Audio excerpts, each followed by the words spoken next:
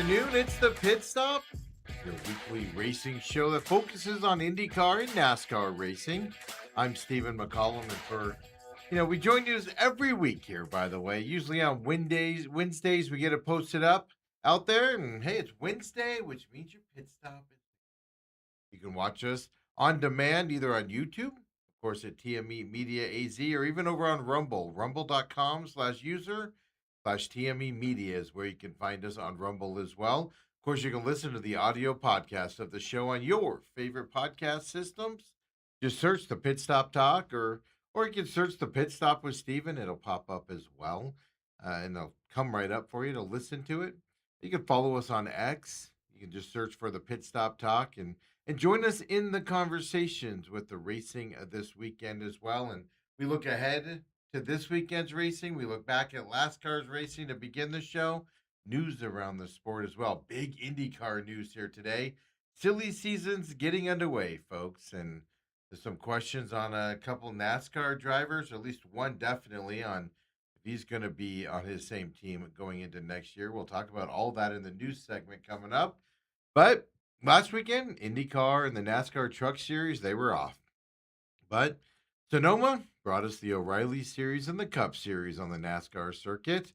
This weekend, to look ahead, we go to the Mid-Ohio race for IndyCar, so another road course coming up for them.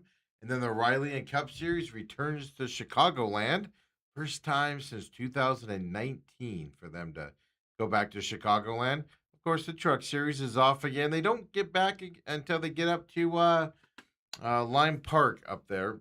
I believe that's next weekend for the Truck Series as well here. So later on, we'll look ahead. But first, before we can look ahead, we got to look back at Sonoma Road Course last weekend. And the O'Reilly Series got us kicked off and talk about, I'm going to say, a snoozer of a race out there.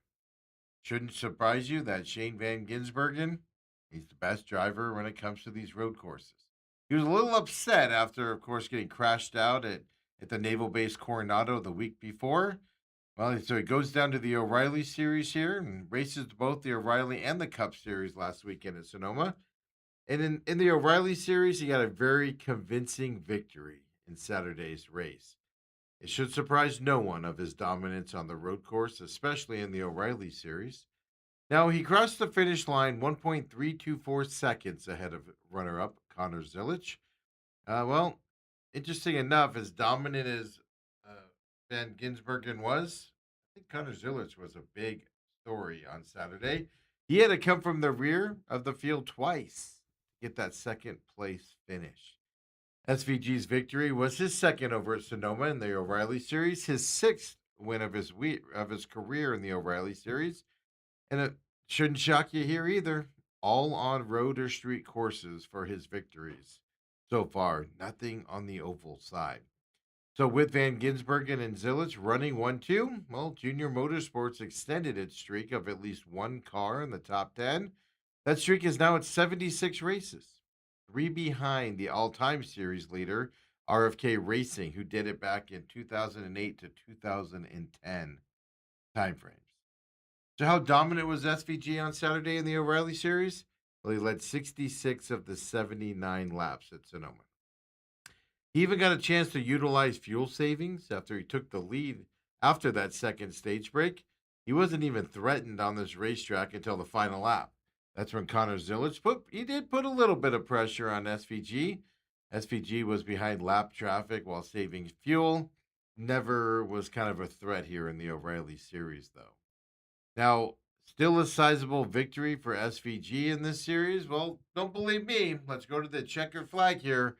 O'Reilly won. Follow Dean. Nothing to push for here. The only laps he really didn't lead today were the ones through cycles of strategy. That's Turn lap 11, traffic final in time. front of him there as well. Little lap traffic, no problems for engine number 9. He's a Sonoma superstar. Shane Van Gisbergen wins in wine country. Hell of a job, Shane. Thank you. At least the lap cars made it look kind of exciting there at the end as well. But like I said, as impressive as SVG's run was on Saturday, Connor Zilisch, I think, was the story and was the most impressive driver this weekend in that second place finish. Zilich started in the rear of this race. He had a change of tire that had leaked air during qualifying, which meant an unapproved adjustment. He started at the rear. He made to the top 15 in that opening stage. He short pitted the 20 lap stage there on lap 17. Well, then he sped on pit road. Well, that's a pass through penalty. That left him 33rd to start stage 2 after that as well. So, second time in the back. Then he drove through the field. He got to the second spot behind Van Gisbergen fairly quickly, by the way, for him, but that was on lap 35. That's when Van Gisbergen brought his car into pit road on lap 43. He short pitted on the second stage. So Zilich then took over the lead in his number one car there as well. He went on to win stage 2. Well, then he had a pit during the stage 2 break, and SVG had short pitted it, meaning he had pitted before the break, so he didn't have to go in during the stage 2 break. Well, when Zilich came out, he restarted 10th, but that doesn't mean anything because he quickly moved through the field and got up to second place, but he could never get caught up and pass SVG here in this O'Reilly race. The race featured 8 lead changes among 6 drivers, 4 cautions for 11 laps. All those cautions were early in the race, though. The final stage ran caution-free. I believe it was 30 laps there for the final stage. Let's throw up the O'Reilly to the final standings here of this race as well. Look, it's hard to get excited about things on the racetrack when it's just a dominating race one. SVG first, Connor Zilich second. Both those guys came down from the Cup Series, obviously, and got the wins. We told you SVG or Connor Zilich. We picked SVG, but we told you it was one of those two guys to win. Who was the highest finishing O'Reilly Series driver? Yes, folks, Brent Cruz is the guy that gets that nod here. I'm telling you, this kid is special. He's one of the best drivers. He's only 18 years old, if he's even that out there. He's had a very impressive year, and he's been doing a lot of good there in this O'Reilly Series. He's a fun guy. He's my favorite young driver to watch. Finishes third in this race for him. Actually led a lap at one point as well. Anthony Alfredo in fourth. Parker Retzlaff in fifth. Carson Kvapil in sixth. Then you got Corey Day, Sam Mayer, Jesse Love, Sheldon Creed to wrap out your top 10 as well. So you've heard some drivers there, right? Roger Carruth in the playoff hunt. We'll show you those stats in just a second. Finished 14th. Ryan Segan 15th here as well for him. William Solwich. Forgot about him there at the 13th spot as well. Now, some of these guys did not have good days in the playoff hunt. Justin Allgaier, even though he's clinched an O'Reilly playoff spot, did not have fun there. 26th spot for him in this race as well. Taylor Gray, 29th in his spot as well. So some guys did struggle here in this race. Ross Chastain came down from the Cup Series and ended up having a rear problem to his car out of that race at lap 29 as well for him in the O'Reilly Series. So Allgaier struggled again this week. He struggled in San Diego. He's a guy that's probably looking forward beyond belief to this 1.5 mile track coming up in Chicagoland. Let's throw up the championship points here. Get you updated. No shocker. Justin Allgaier still in first place by a sizable lead. As I said, he's clinched the playoff spot here, definitely coming up. Jesse Love still in that second spot. Corey Day in the third. Sheldon Creed in fourth. Austin Hill fifth. Then you get Carson Kvapil, Sammy Smith, Brandon Jones, Parker Retzlaff, Sam Mayer, Brent Cruz. Look at this. On the positive side, in the 12-man playoff as of right now. Taylor Gray there in that 12th spot. Now, Brent Cruz and Taylor Gray, just 20, 21 points respectively on the inside of the bubble. That can be made up pretty quickly. I do think William Swalwich will get into the playoffs. Who gets knocked out is the big question here. He's just on the outside looking in. William Swalwich is there with 20 points out. Roger Carruth, 26 points out. I think Raja's got an uphill battle to get into that playoff side. Could he do it? Yes. I think it's an uphill battle for him. But Ryan Sieg is running his way out of this playoff hunt there with 46 points out. Anybody pretty much after Ryan Sieg, though, I just don't think has any chance for a playoff run. Winning doesn't get you into the playoffs anymore. Anthony Alfredo, 113 points out. Can he do it? Yeah. Is he going to? Probably not.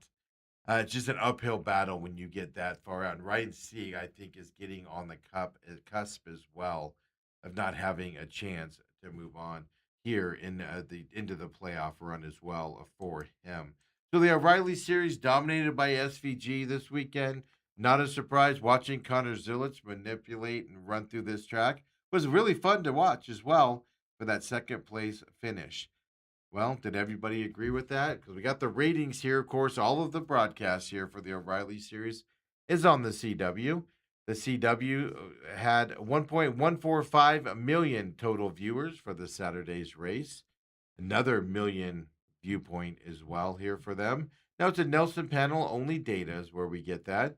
Viewership, they say, peaked between 6:45 and 7 p.m. Eastern time. It was at 1.231 million viewers at that time. This is the most watched Sonoma race since the track debuted on the O'Reilly schedule back in 2023. Year over year, interesting enough, the CW had an 18% increase of viewership over last year's Sonoma race, which was later, 2 weeks later in the schedule as well. So 18% up with an earlier Sonoma race. Next up for the O'Reilly Series, well, this weekend, July 4th on Saturday, they go up to Chicagoland Speedway and get up there. Most of these drivers, except Allgaier, I believe, haven't raced here at the Chicagoland racetrack. Last time there, 2019. More to come, of course, on this weekend, coming up later in the show. And I'm going to move into the Cup Series. Ty Gibbs went out and got the pole position here for the Cup Series on Sunday. But the race overall gave us a familiar result and one that was kind of expected. But it was a hard-fought battle for SVG to get the win here in the Cup Series. Shane Van Gisbergen does what you expect him to do on these road courses, went up and got the win. But he had to hold off very hard-charging Chase Briscoe over the final laps to get that win. Briscoe closed to within 1 foot of SVG's bumper. And in turn 11, which is that hairpin, I was on that final circuit or lap out there. He just couldn't get close enough to pass SVG. And I think the experience of SVG on these types of courses, coming from the New Zealand road coursing racing, I just think he's not just heads and shoulders above. He's a full body length above most of these drivers here on the road courses. Now, this victory was SVG's second of the season, his second straight at Sonoma. It helped to basically eliminate some of that frustration he had last weekend in San Diego, where he would have won that race too, except for he was eliminated in that multi-car wreck, 32 laps into that race that caused a red flag and big disaster there.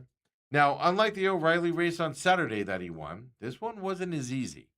Well, the handling of his car, it deteriorated noticeably over the final 27 laps. Chase Briscoe was up there battling SVG for the lead for several laps to end the race, including the final one.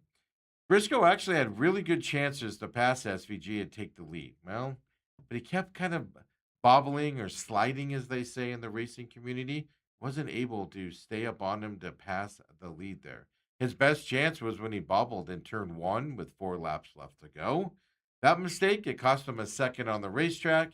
Anytime you give an experienced driver like SVG a second when you mess up there, well, he isn't going to mess up, and it's enough for SVG to keep the lead at the checkered flag. I'm going to show you the whole final lap here to see it wasn't as dominant there as the O'Reilly Series. But SVG still has what it takes here, no matter if he's being challenged. Here's the final lap, Cup 1. 1 lap to go. Sponsored by Credit One Bank. Van Gisbergen in front of Briscoe. SVG cannot allow the 19 to have an opportunity in the 11. That is what Briscoe is trying to do this entire lap, is close the gap all the way back to the end of the lap. And if you're SVG, I think you believe it's going to be all about the S's. You're the best changing direction, even with a car that's fading.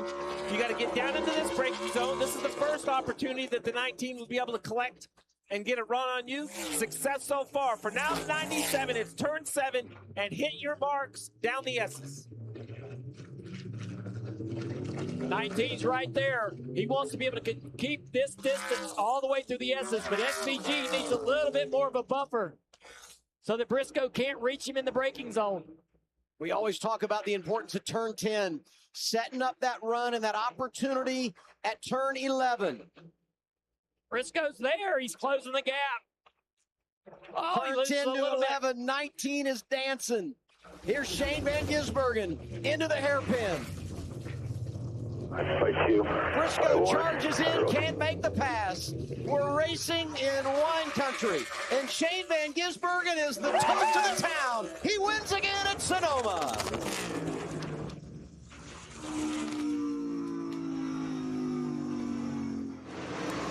Thank you. Unbelievable job to turn that thing into a race winner. I don't Thank you, know Dave. if Chase Thank you, Mr. Briscoe Rizzo. could have caught him there with that bobble there in that lap as well. I don't know if he could have, but look, it was a close race. Challenged him, and SVG just does not make mistakes on these types of courses out there as well. The race featured 3 cautions for only 8 laps.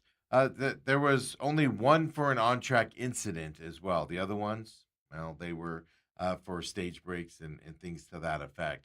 There were 8 lead changes among 6 drivers. Only SVG and Ty Gibbs, 31 laps for him as well, were out front for more than 2 circuits here in this race. That is how dominant SVG was. And of course, Ty Gibbs as well, 31 laps led, as he was the pole sitter here in this race. Let's hope the final order here. Cup 2, please, for this. SVG, of course, getting the road course win. 74 laps, dominating effort for him, with a little bit of a challenge there by Chase Briscoe, who finished second. Ty Gibbs, 31 laps led, pole sitter in this race as well. He finished third after winning stage 1 and 2, Ty Gibbs did. Kyle Larson finished fourth. Kyle Larson's quietly 4 straight top 5 finishes for him, with a couple road courses included in that. Is his bad luck, is his non-winning ways coming to an end here with him running in top 5 positions? And then look at this, Christopher Bell. Not only did Christopher Bell finish the whole race, gets a top 5 finish, and don't forget he's racing with that broken wrist here and learning to drive with that out there on that road course. Ryan Blaney came in 6th. Then you got Connor Zilich in 7th, Ryan Preece in 8th, Michael McDowell coming in with the top 10 finish at 9, then Alex Bowman in 10th as well for him. In terms of drivers, in terms of playoff points, and Denny Hamlin, well, he was spun out in this race, was battling it for it. I thought for a while there he might be able to challenge SVG as this race went on. Later in the race, got spun out. The broadcast, if you were watching it, said he spun out. Nah, he had some help there as well for him. He, unfortunately, a disappointing end to the race. Denny Hamlin finished 26th in this race. Joey Logano, 24th. Bubba Wallace ended up 22nd here as well in this racetrack. Actually, Chase Elliott, 17th finish points for a guy that just does not do well on road courses anymore like he did before the next-gen cars came in to effect out there. Tyler Reddick, right? The guy leading point stage coming into this race. Well, has that changed? We'll show you in a second here, but he finished 36 here in the race, 106 laps for him, 4 laps behind for Tyler Reddick and his team. Just disappointing road course runs here for Tyler Reddick as well. Zilich scored his first top 10 finish in a Cup Series race. For the young driver, first year on the Cup Series, so that's always a marking point here for him and his team. Throw up those championship points for me. Cup 3, Denny Hamlin does pass Tyler Reddick. Tyler Reddick has had the lead all season long. Of course, winning 5 races at the beginning part of the season. Denny Hamlin now with 4 wins on the season. Passes him by 1 point there. It's 719 points for Denny Hamlin. Tyler Reddick, 718. We showed last week when Denny Hamlin, or 2 weeks ago, when Denny Hamlin and Tyler Reddick were battling for that win. Hamlin ended up ultimately getting it. And Tyler Reddick focused on the points, how it wasn't enough points to keep him, Denny Hamlin at bay. Tyler Reddick's been paying attention to those points. Now that Denny Hamlin has passed him, does that alleviate some of the pressure of looking at the points by Tyler Reddick? Or does it put more pressure on Tyler Reddick to try to get up there and catch Hamlin again in that first spot. Ryan Blaney comes in at third in these points. Ty Gibbs, look at this, fourth place for him. Then you got Kyle Larson in the fifth spot with his teammate Chase Elliott there as well in the sixth spot. Then you got Chris Buescher, Carson Hostever in the eighth spot. Right? Did he wreck Denny Hamlin? Did he not? He certainly helped him go around there. Carson Hostever there in the eighth spot. Daniel Suarez in ninth. Christopher Bell in 10th. Then you got Chase Briscoe, William Byron, Bubba Wallace in 13th. Shane Van Gisbergen moves himself into the positive side, inside the bubble here for the playoffs with the victory here in Sonoma. He is going to need a few more. He had several earlier in the season. He's going to need a few more oval runs here, positive oval runs to stay in the playoff sides. I'm not sure his road course victories alone, because it just leads to the point of something happening like at San Diego where he gets wrecked out.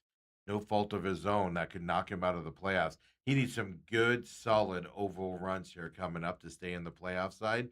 Ryan Preece is 15th. Austin Cindric in 16th spot in the playoff run. Look at that. 12 and 13 points there for those last two spots with Ryan Preece and Austin Cindric, which means Eric Jones, Brad Keselowski, who had a tough end to this race as well. Right there and shocking points with AJ Allmendinger, 26 points out for them. Joey Logano's not helping himself at all with these runs. He's losing ground here on the outside looking in. I've said every week, Joey Logano's going to make the playoffs. Well, he better start doing something because he's going the wrong way in terms of the points here. Now he's 31 points out in that 20th spot for Joey Logano. I do think Brad Keselowski and I do think Joey Logano still gets in.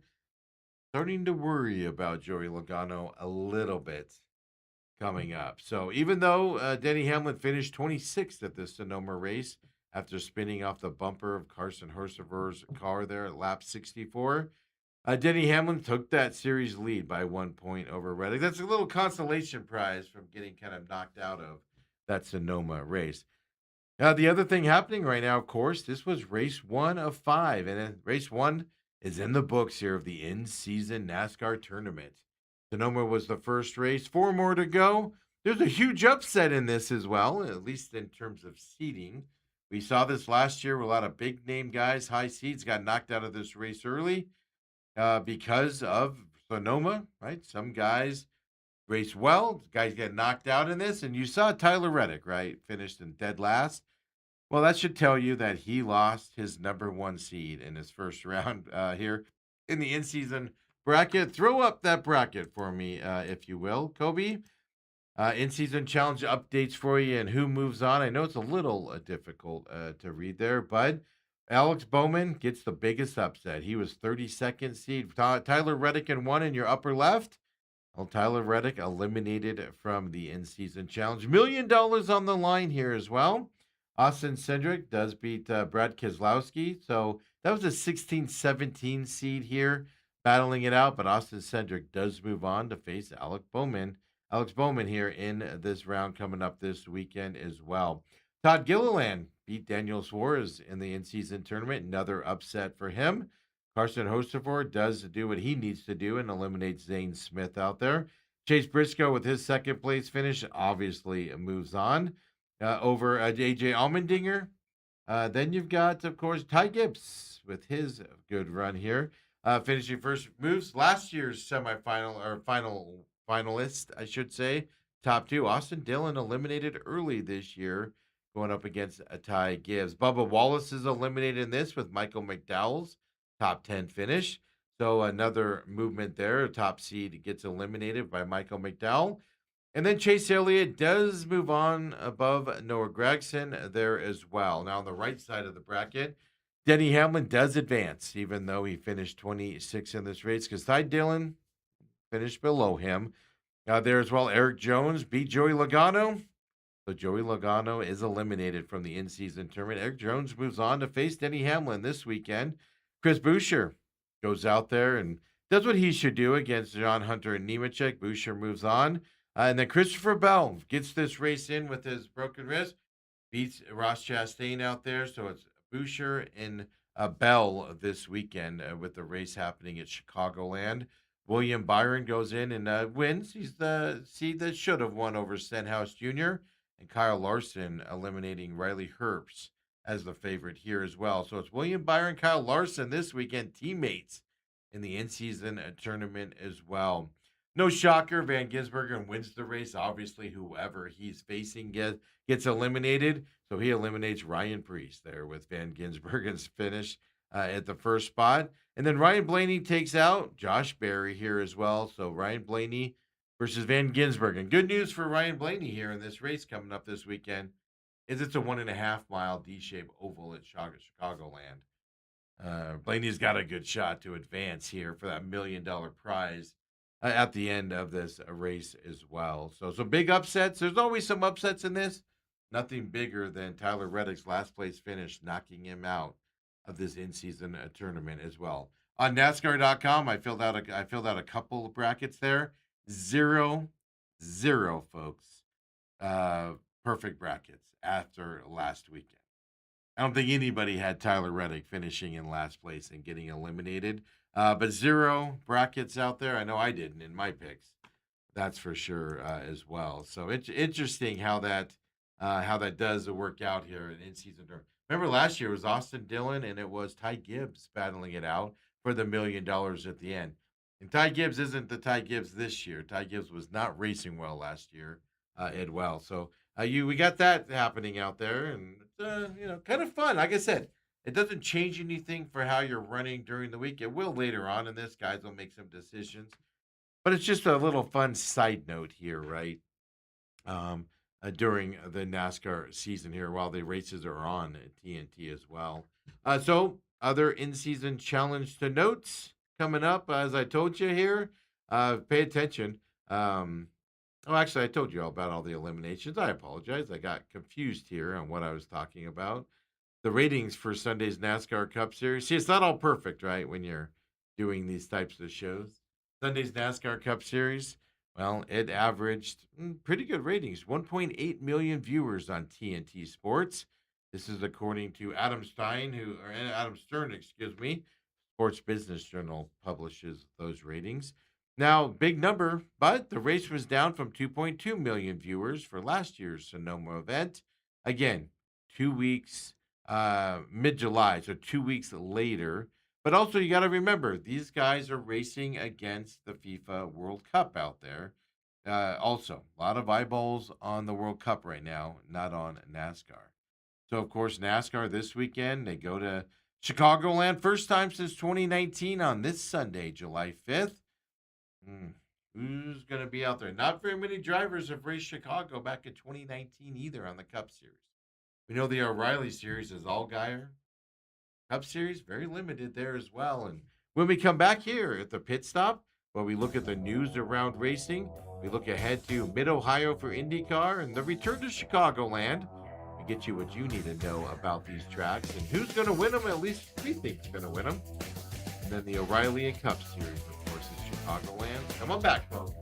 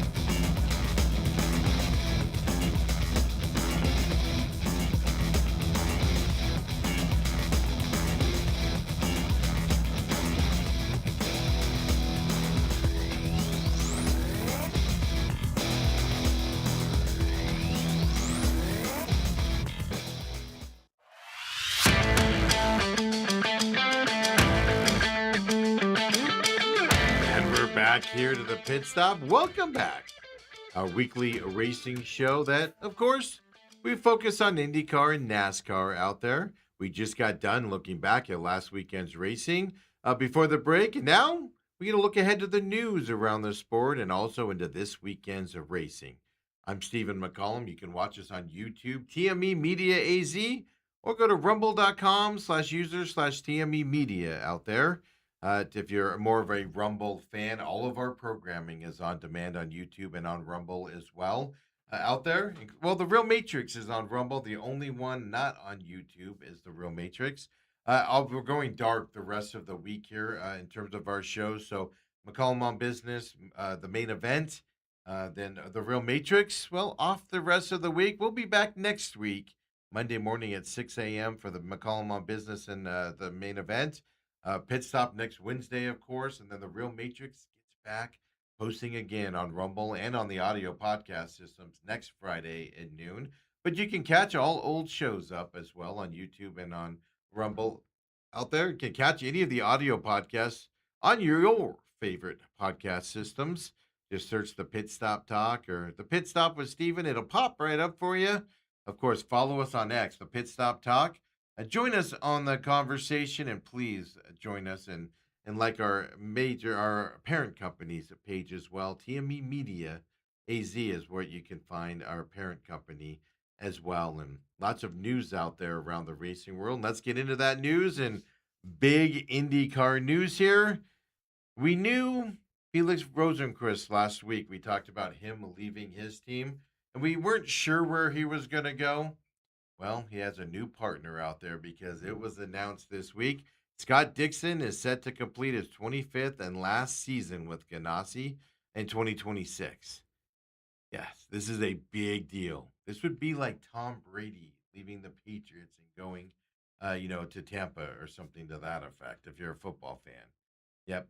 And where's Scott Dixon going? Arrow McLaren out there. It's the biggest signing in Arrow McLaren's history. We got this news. Racer HQ is the first one to kind of break this, and then other people have jumped on it as well. So Felix Rosenqvist and Scott Dixon going over to Arrow McLaren for next season. Silly season is underway for IndyCar now, right? What's going to happen to some of the drivers at Arrow McLaren? Somebody going to get dropped over there. Who gets picked up, of course, by Ganassi, as they need a new driver. Huge IndyCar news here, folks, here this week. In NASCAR news, well, some question marks out there for some drivers, but colleague racing driver Ty Dillon, he's going to make his 300th career NASCAR Cup Series start this Sunday at Chicagoland Speedway. Say what you want about Ty Dillon and his racing and how he can finish races with those underdeveloped teams, but that he's been with over the years, but 300 starts on the Cup Series. That's a heck of a career to get that many starts out there. Then Alex Bowman's in his final season of his 3-year contract extension with Hendrick Motorsports. He drives that 48 Chevrolet. He's been injured several times, some on dirt racing, some for other things out there. And I've always said, I thought last year, Alex Bowman was in a little bit of trouble with that team. He is by far the least successful driver in that stable. And the other guys, like when Chase Elliott and Kyle Larson aren't winning, like Kyle Larson hasn't won since Kansas in 2025. But he brings other things to the sport besides those wins, right? Alex Bowman, it's just he's the fourth driver and the fourth team in that circuit. And I've always thought he's been in a little bit of trouble with the injuries and then just the way his team races as well. That extension's up, so he was asked about it this week, right? So is there going to be a return to Hendrick Motorsports in 2027? Like, there's some younger drivers that I think could take his spot after this year and just give them a chance to get up into the Hendrick Motorsports bandwagon or window and see what they can do with that car. Now, or does he move on to another team, right? Big questions here for Alex Bowman and that 48 team. Now, he says, looking into next year's plans, it says it hasn't been his number one priority. He said this in a teleconference, by the way. He said, quote, "It's been interesting. Obviously, we've had a lot of different conversations, and kind of trying to figure out what the best thing to do is. So I would say sooner rather than later for sure. But really, I guess I haven't really thought about it. He went on to say, like, it hasn't been the first thing on my mind by any means, and it really's just been working hard at trying to get things pointed in the right direction. But definitely, I think sooner rather than later, unquote. And what he means is he's going to find out his fate or decide. I have no idea insight on this. I have no guess. The fact that he says he's not thinking about it tells me the contract negotiations are there and he maybe feels comfortable about going back there. I just don't. I could see Hendrick Motorsports moving on from him. I just can. Now, sponsors have something to do with that, but there are young drivers that are really good that should have a chance to move up. And Hendrick Motorsports, if they don't sign those guys, they're going to move into other teams. And other teams are going to have a chance at some of these young guys. Would you rather have a younger guy kind of struggle out there on the racetrack instead of sitting there with Alex Bowman? I just thought for the last 2 years, Alex Bowman's job there at Hendrick Motorsports, he'll get another ride. Don't get me wrong, he'll get another ride. But I just think with Hendrick Motorsports, they just expect more from their drivers. And if you're not going to win, you bring other things to the table, a la Kyle Larson and Chase Elliott out there as well. So I think the other reason is you're saying you're not thinking about it is because you might already know your fate or have an idea that you're not going back there, so you're not even thinking about it because why think about it? One guy that doesn't have to think about his future there in the O'Reilly series, Taylor Gray. He signed a 1-year extension to remain with Joe Gibbs Racing through the 2027 season. He's only 20 years old. He is a third-generation racer, and he's been with the JGR banner, Joe Gibbs Racing, in the NASCAR O'Reilly series since 2024.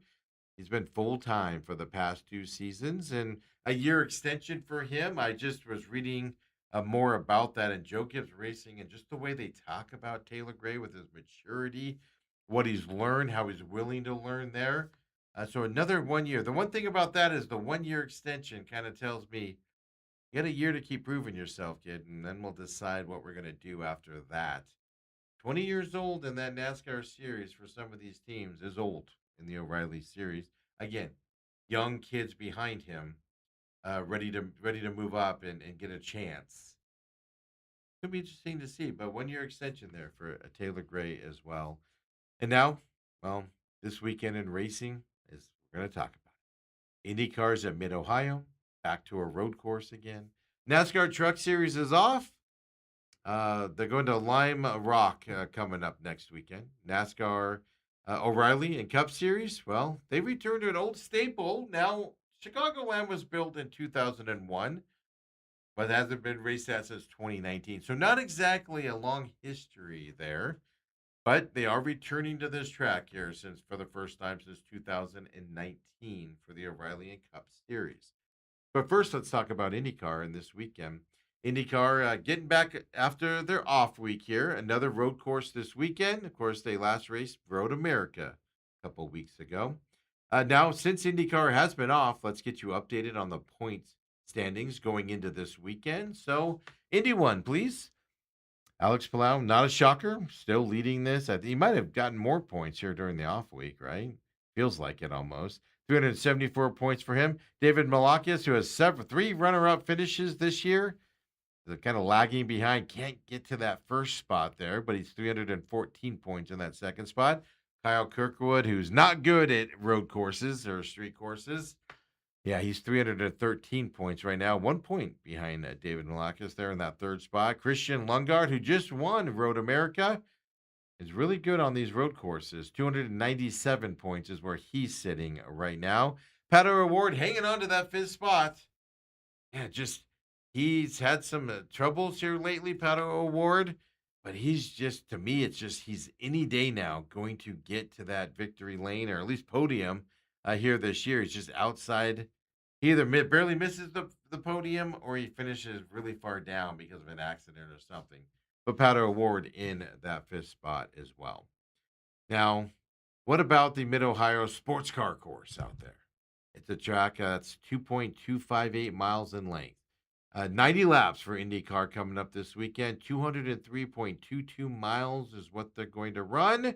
I think we have a picture of what the course looks like. If we do, can we throw that up? That'd be Indy 2. Yeah, it's a black background there. It's supposed to be white. I might have messed that up.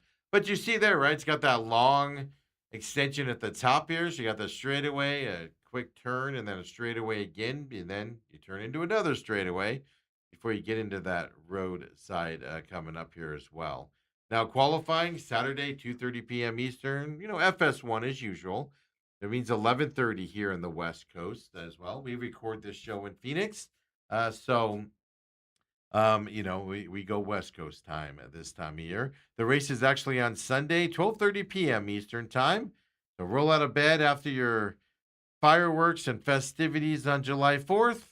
9:30 a.m. Race time here on Fox coming up this weekend. Now, Christian Lundgaard is coming into this race after winning there at Road America. Well, he may be the best natural road course driver on the whole IndyCar circuit. Now, natural road course just simply means the permanent road courses out there. Road America, that's always a road course. Mid-America is always a road course. Now, dating back to last year, Christian Lundgaard, well, he's finished on the podium in 6 straight races on those permanent road courses. Now, he's kind of the favorite going into those, right? The way he's running. But Alex Plow, well, he has something to say about it this weekend, like he usually does. He's struggled on some of these road courses this year, finishing 5th, 4th, 5th, 6th in some of these races. But he's always a danger to win these. Kyle Kirkwood, well, he's right there in that 3rd spot in the points. He's winless in his 30 straight natural road courses. He's not good at these courses. David Malakis, well, he's looking for his first series win after 71 starts. As I said, 3 second-place finishes for him this year as well. So if anyone, Christian Lundgaard, Kirkwood, even Pato O'Ward, if anyone's going to catch Alex Plow in the standings, well, you need to take advantage of these road courses because it is not the strength of Alex moving forward. Well, which good that brings you the question. Now, they're off for a week, so I don't consider this a back-to-back pick, but Christian Lundgaard has been running really well. The way he ran Road America, I really like. We have 2 street courses coming up, the one in Washington, D.C., and another one that I'm forgetting the name of off the top of my head. You need to make inroads here on Alex Palau if you want to get in this championship conversation. You need to do it on these courses. I think Christian Lundgaard's going to make another run here. 2 races in a row is what I think he's going to win. But what I also want to see from him is I want to see him put pressure on Alex Palau in those championship points with some of these ovals coming up. And then, of course, the street race in Washington, which is a big unknown out there, among other things. So I'm going to go back-to-back winners here, for Christian Lundgaard this weekend in Mid-Ohio this weekend as well. Sunday race, 9:30 a.m. here West Coast, 12:30 Eastern. So after you've busy, hospital stays and stuff after your fireworks display, wake up and hit the IndyCar race there on a Sunday morning.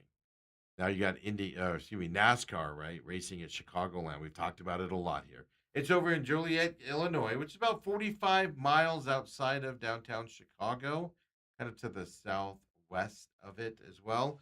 It's a 1.5-mile D-shaped tri-oval speedway. Haven't raced there since 2019, which means very few drivers have raced on it, let alone won on it as well. Well, the O'Reilly Series, that's especially true, as most of these drivers are young. 2019, right? 7 years ago. Most of these drivers were 10, 11, 12, and the O'Reilly Series out there. So Saturday, July 4th, America's 250th birthday. You watch some O'Reilly racing at Chicagoland Speedway. Now it's more towards a night race here. 5:30 p.m. Eastern time in Chicagoland. 2:30 p.m. for us in the West Coast. Obviously, all the O'Reilly Series is on the CW. Now, practice will be Friday, July 3rd. If you want to see them out on this track, it is kind of a funky D-shaped track, but it's going to bring you, if it's like it was before, it's going to bring you some wide racing, which means some grooves. You can go up or low on these grooves as well while you're racing at the Chicagoland racetrack. The baking's not too bad, like 18 degrees in turns 1 through 4. Front stretch is 11. Back stretch is only 5 degrees out there. So it's not a crazy deal, but multiple racing grooves and your tires are going to be a concern this weekend for the O'Reilly and the Cup Series. Practice is on July 3rd, Friday, 4:30 to 5:20 p.m. Eastern Time. That'd be 1:30 to 2:20, of course. Qualifying is Saturday morning, 2 to 4 p.m. Saturday afternoon, I guess, for Chicago time frame. But 11 to noon, of course, here on the West Coast for qualifying. Tire wear is going to be what you want to watch. Multiple groove racing out there with those tires wearing down this weekend. Speed, pit stops, and tire retention is going to be key here. Now, on the O'Reilly side, most of these drivers, as I said, have never raced at Chicagoland, unless they raced there when they were 10 or 11, right? A lot of unknowns are going into this weekend overall with both these series. But if you want to break it down, it is at its core a 1.5-mile track, which is the bread and butter of NASCAR. That means speed, pit stops, tire wear, strategy that will get you and keep you up front this weekend. Now, of this O'Reilly drivers, Justin Allgaier won this race back in 2017 in the O'Reilly Series. As far as I know in my research, he's the one guy that's driven on this racetrack. I don't know if that helps you. I don't know if that hurts you with nobody else has been on it. But obviously, Justin Allgaier is fast. He's experienced. Obviously, a favorite to do well in this race. You've got your normal speedsters this weekend with a chance to win, right? Jesse Love, Sheldon Creed, Justin Allgaier obviously has a good chance to do this as well. Cole Custer, Connor Zilic, and Chase Elliott are coming down from the Cup Series to race in here. I don't think they're really going to be a factor, to be honest with you, in this race. I don't see a Cup guy winning this race in the O'Reilly Series this weekend. Even though Zilic and Elliott are kind of favorites to get that O'Reilly victory. Justin Allgaier, obviously, in terms of the O'Reilly Series drivers, he's a favorite there as well. Now, the question becomes this. Does racing this track before mean more than the unknown of racing this track? Yes, you have practice and qualifying, so you get to learn it, etc. I don't think the experience of racing this track is going to matter too much because it's just your bread and butter, 1.5 mile. Yeah, it's a funky D-shaped tri-oval, but doesn't matter. The fast guys are going to drive fast. The fast guys are going to be up there at the end. Tire wear is going to be something you want to watch. I'm going to go with a little bit. He's not really a stretch, but he is because everybody's going to pick Justin Allgaier to win this weekend. I'm going to go with Jesse Love to get the win at Chicagoland in the O'Reilly Series this weekend.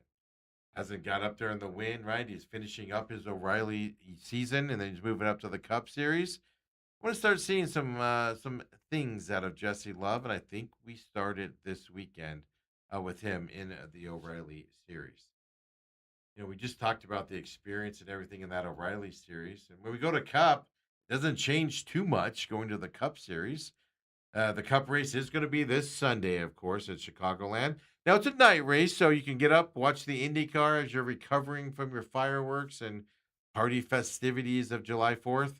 6 p.m. Eastern, which means 3 p.m. out here on the West Coast for the Chicagoland race in the Cup Series. Race number 2 in the TNT Sports package. Don't forget the in-season tournament keeps going as well. We covered that in the first half of the segment of this show. Practice will be on Friday, July 3rd, if you want to see what these Cup guys can do on the Chicagoland track. But it's been a while. 6 to 6:50 p.m. Eastern Time, which, of course, means 3 to 3:50 out here on the West Coast. True TV or Max is where you can find that practice on Friday.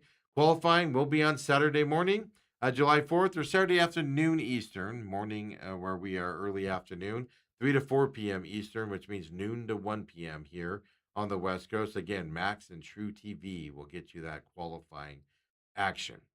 You're going to want to watch qualifying at least, right, this week. See who's running well during this race, who needs to make adjustments, who struggles out there on basically a new track for a lot of these drivers. So a few active drivers have won on this Chicagoland track. Brad Keselowski won it way back in 2012 and 2014. He's the only active driver to win it twice. Denny Hamlin won it in 2015. Alex Bowman won it in 2019 as well, when he had that fantastic season where he was competing for wins in that season as well. So many drivers are experiencing Chicagoland for the first time. Kyle Larson's raced here before as well. He had that epic battle on, I don't remember what year, 2018 maybe?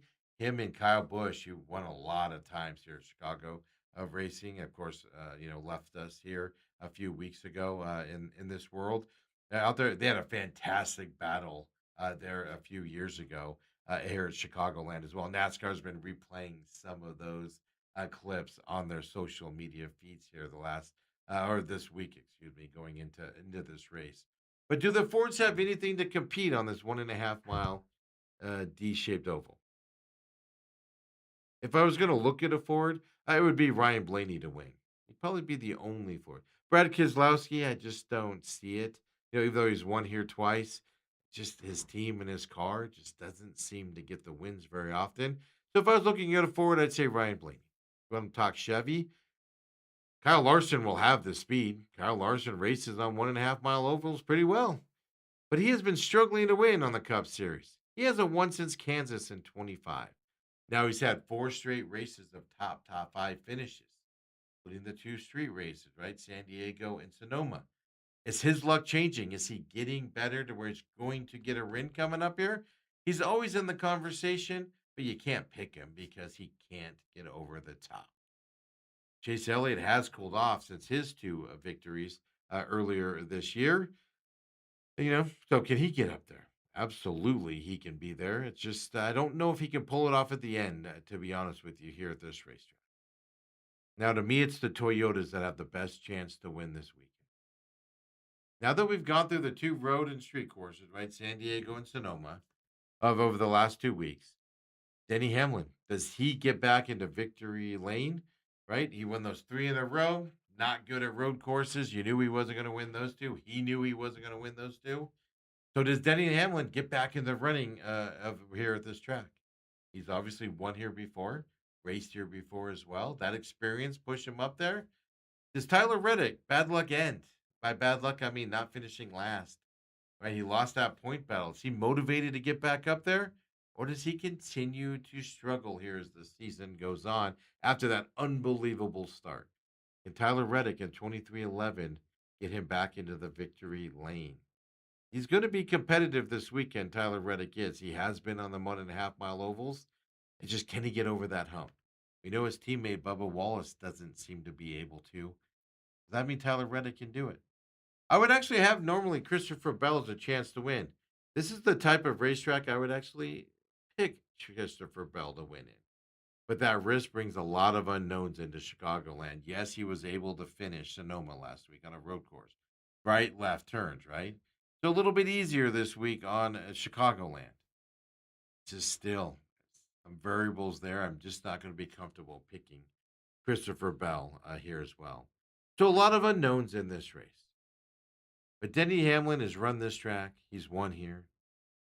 Now, he's been running well on the ovals all season long. The guy I'm going to pay attention to, not necessarily to win in this race, SVG. He needs good oval finishes. Top 10s would be nice.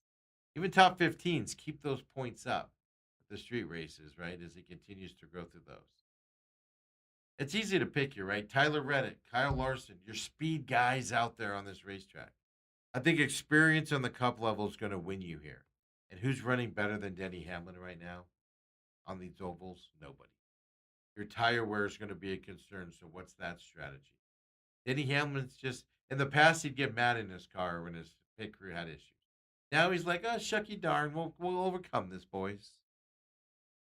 Denny Hamlin's going to come back this weekend, and Denny Hamlin's going to win his 5th race of the season. He's going to tie Tyler Reddick this weekend with a win at Chicagoland. I'm putting a lot of emphasis on past runs here, knowing how this track is. Plus, with the way you're running, there's nobody better than Denny Hamlin right now in that type of cars that you're looking at. And Denny Hamlin's just so impressive right now, folks. I can't say it enough. Hey, I appreciate you joining me for the pit stop this week. Of course, we'll be back next Wednesday. We'll look back at Chicagoland, the news and notes and everything as well. And, of course, ahead to next weekend's racing as well with IndyCar Mid-Ohio and IndyCar's racing season's coming to an end pretty quickly. And, I'm looking forward to that Washington race coming up, but we still got several weeks before we even get to that.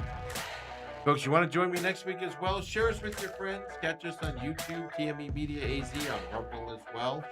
Your podcast systems, just search the Pit Stop Talk for us. Like and subscribe, and we'll see you next week, everyone. Have a great racing weekend. Let's go, Chicagoland.